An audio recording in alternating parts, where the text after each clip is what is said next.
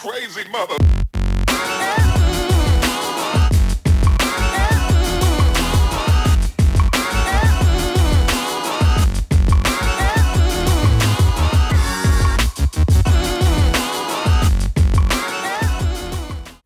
Bonjour à tous, David pour We Are FPV. Aujourd'hui, je voulais vous parler d'un produit que j'ai trouvé sur internet en essayant de résoudre un problème. Je vous explique la problématique de départ. J'ai une Taranis que vous voyez ici, que j'ai envie de conserver un petit moment parce que d'abord c'est une super radio et puis ça coûte un petit peu d'argent.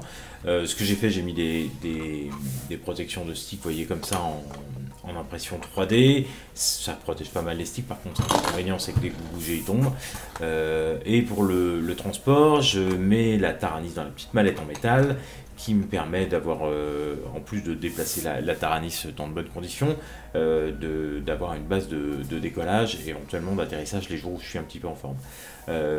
Par contre, l'inconvénient de cette jolie mallette Taranis, c'est qu'elle est encombrante et évidemment elle rentre pas dans mon sac de FPV du coup. Donc l'objectif était de trouver quelque chose qui protège aussi bien la Taranis, mais qui rentre dans le sac que j'utilise pour le FPV. En cherchant un petit peu sur le net, j'ai pu trouver ceci. Hop là, je vais essayer de vous le mettre dans le cadre, c'est pas évident parce que c'est assez imposant quand c'est dépouillé. La marque, vous la voyez tout en haut ici, c'est ThinkPad. Le modèle, le descriptif, c'est FPV Radio TX Cover. C'est compatible avec les Taranis évidemment, sinon j'aurais pas acheté ça, et les Spectrum. L'idée donc c'est, je retire les protections de stick. Avant de vous montrer l'idée, peut-être vous montrer à quoi ça ressemble. C'est sur l'extérieur un tissu, du velcro à plusieurs endroits qu'on va détailler après, et évidemment de la mousse ici qui permet de protéger au mieux la Taranis. Des trous intelligemment placés, les trous qui vont correspondre au stick et des trous qui vont correspondre au bouton ici pour éviter au switch et pour éviter d'abîmer la Taranis.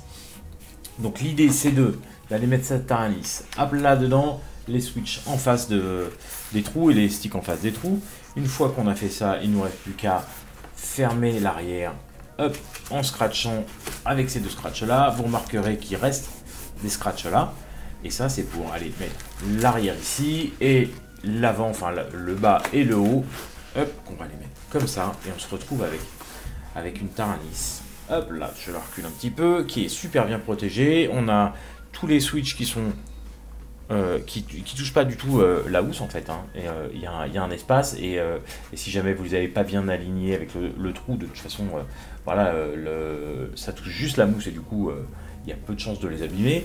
Les trous pour les sticks sont vraiment bien foutus, hein. Du coup les sticks touchent vraiment rien. Ça vaudrait peut-être le coup en plus d'aller mettre une protection de stick là, mais enfin franchement je vois pas d'intérêt.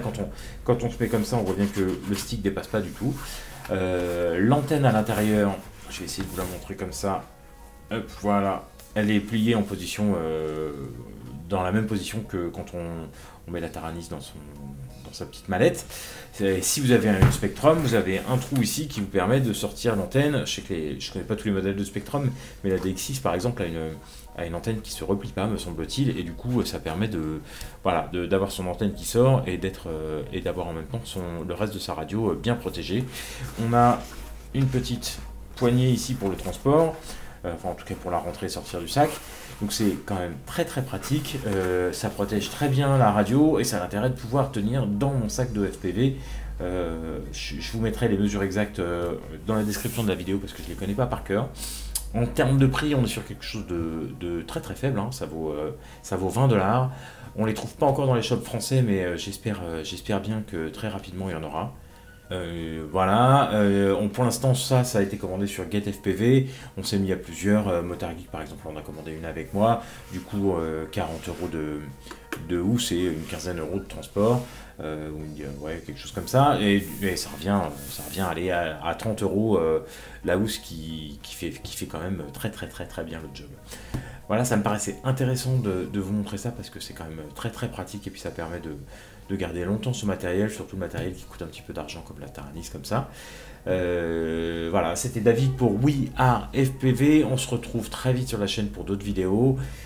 Comme d'habitude, hein, vous avez aimé, vous pouvez mettre un petit pouce en bas. Vous n'avez pas aimé, un petit pouce vers le bas, vous en avez rien à faire, bah, c'est plus simple, vous faites rien.